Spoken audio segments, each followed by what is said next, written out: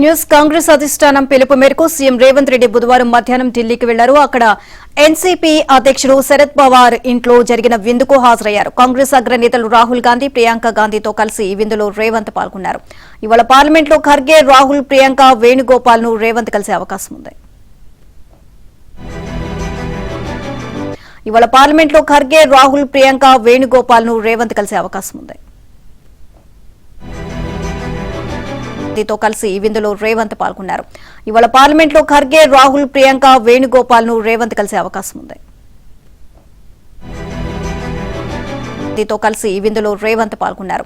ఇవాళ పార్లమెంట్లో ఖర్గే, రాహుల్, ప్రియాంక, వేణుగోపాల్ ను రేవంత్ కలిసే అవకాశం ఉంది.